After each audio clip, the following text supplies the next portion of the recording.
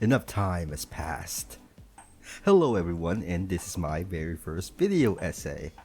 I've been wanting to make video essays and YouTube videos in general for a good while now, but never really gotten around to them because of life. But I've always wanted to talk about things I enjoy or am a fan of, like video games, mangas, animes, music, people even. But this one is actually on a bit of a timer, so without further ado, it's time to proceed. Today I'll be talking about Kagurabachi, a shonen jump manga written and drawn by Takeru Hokuzono, an up-and-coming author and artist who has worked on several one-shots before and even won awards for him. First published in 2023 of September, to odd reception. Even before the first chapter of the manga has been published, social media and anime fans in general immediately jumped on the manga like it was the new kid at school bringing their Yu-Gi-Oh collection to class. That was my high school, by the way. This was mostly because the manga, as it was announced, had some of the most generic sounding anime tropes to it, from the character design to the plot. For example, this is Chihiro Rukuhira, the protagonist of Kagurabachi. He looks like your typical battle shonen character, like your Sasuke's, your Itachi's, your Megumi's. Stoic face, black hair, usually dressed in black, long-ish coat and or jacket to top off the edge like with Kirito and Ichigo. Listen. Now listen, I am well aware that these characters are not really the same in terms of archetypes, ideologies, and those last two most of all. Do not get me wrong. I am just saying that they all share very much well-established character design tropes in anime, which leads me to the last aspect of Chihiro's design that really sold everyone to his peak. Get ready to hear that word a lot. Generic look, the plot of the manga, and the title of this video. The swords. Judgment cutaway here. This is why Kagurabachi is peak black anime. I've started reading Kagurabachi not that long after it was first published online, and the memes and the subculture behind it have already been well established.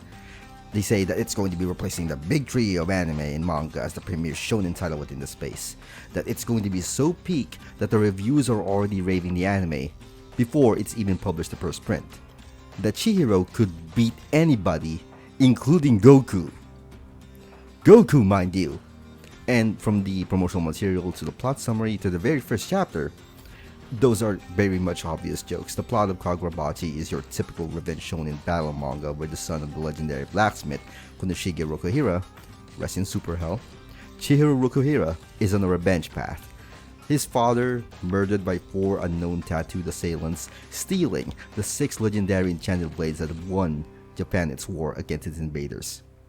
Pretty typical, I'd say. This is your basic shonen manga. You have your quest, you have your dead parent, you have your edgy kid, because of course, you even have your numbered item that you need to recover, right? I think I managed to read until the infamous Cloud Gouger Elite Team introduction chapter before I was fully caught up with the weekly releases, and while I didn't think what I was reading was absolutely phenomenal, something's already got me hooked and I didn't know what it was. Because from everything that I have read so far, it really should be generic. But it's not.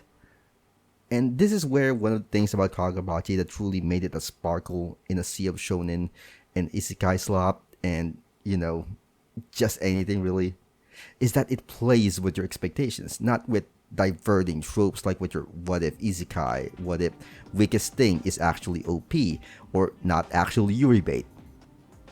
I welcome one of those things more than the other.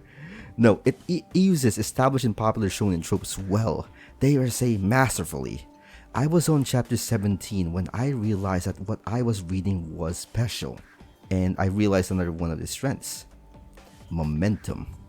111 chapters upon making the script, it has been nothing but straight fire.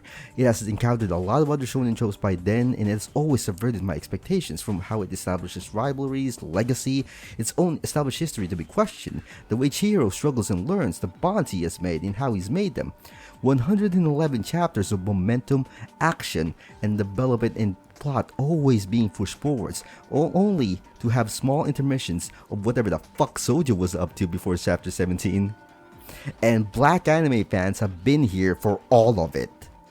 Here, let me share you a picture. This is Takeru Hokuzono winning his American Manga Award at Anime NYC in 2025. Notice anything? This is just here, by the way. Even before the time that Kagurabachi was in the second arc, black anime fans have already been cosplaying its characters from Chihiro to Yuki to Shiba, even Daruma from the very first chapters. Black anime fans have been there since day one. Some for the bit, yes, but that didn't last long before it was out of genuine love for the manga. There are people out there practicing the EI white purity style in real life, and you know the first person to do it is a black person with a katana.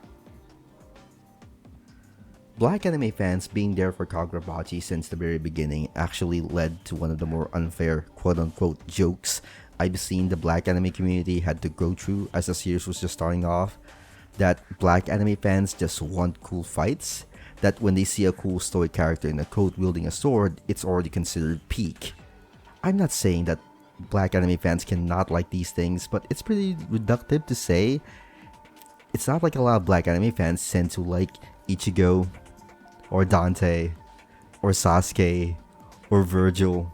I even see some of you like Kirito and that bastard Jinwoo, but come on folks.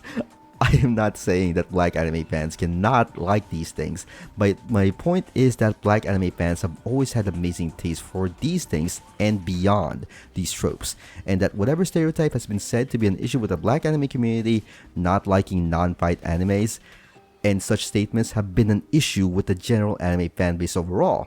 So we can make fun of tropes and stereotypes all in good fun, but reducing folks to a limiting aspect is pretty rude in my opinion. Not to mention that black anime fans have been here before an anime is even getting a hint of being announced. Side games please, side games please, side games please, do it. The support and love that black anime fans have for Kagurabachi actually goes beyond the usual show support and recommendations and cosplays though. It has also cemented itself beyond the bits of Kagurabachi being quote-unquote just a joke, and with the help of AABE, cemented one of its most iconic moments and memeable reactions that is nothing but pure love and adoration for the manga. No longer is the joke about Kagurabachi being mid. By chapter 37, Chihiro told the sword to lock the fuck in, and it did. Closing the curtains at the end of the Rokuzaichi arc at chapter 44, we are finally being introduced to the main antagonist of the manga. And preceding this, it has finally begun. The Agenda Wars. We now have the AAVE words or black culture references being thrown around all the time, like aura, fraud, or for the agenda, or bum, or stupid lame ass progress bitch, or Sword Oppenheimer, or I'ma be real with you, he's looking up, or Kobe of War Crimes, or you laugh, you go to hell, or Unk. I know some of these aren't AAVE, but they're just too fun not to mention.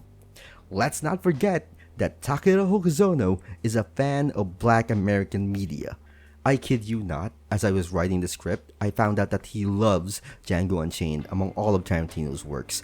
The author is not hiding his love for films in his pages, and I do have my qualms with that bastard Tarantino, but his praise of Sinners and Michael B. Jordan posting Chihiro with the Masumi is too cute not to include in this. This is not the first time this has happened too, by the way. Anime like JJK, Bleach, Naruto, My Hero Academia, Cowboy Bebop, Samurai Champloo, Afro Samurai has been influenced by black culture. Specifically black American, but you know, that goes beyond the commentary and jokes made from the manga or anime itself, but down to its aesthetic, music, fashion, character design, stories.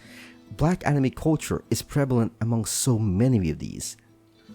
And with that, I'm so sorry. I do not know how to word this better for the title. My intent with this isn't to speak on behalf of black anime fans, nor do I mean that the manga was created specifically with black anime fans in mind, or is it directly tied to black people's experiences.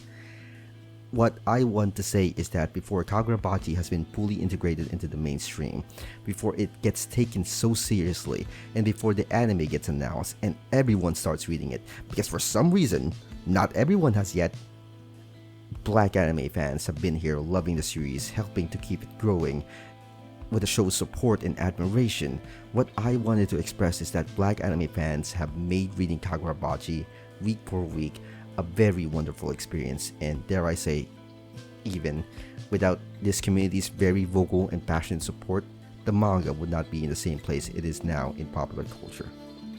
So thank you. P.S. Shout out to the Bajoshis. This video is primarily about black anime fans, but the moment our gay son Hakuri showed up, amidst the fears of cancellation were escalating. You were all there for the Bachi Bros like the goddamn Riders of Rohirrim or something. I'd never seen Lord of the Rings. I should really fix that. But yeah, overall, thank you all so much for watching. I don't know what to end this with. Donate to your local charities, or donate to me, maybe. No, donate to your local charities. Thank you so much for watching. Hopefully I'll be able to make a new one soon. Thank you again, and bye bye.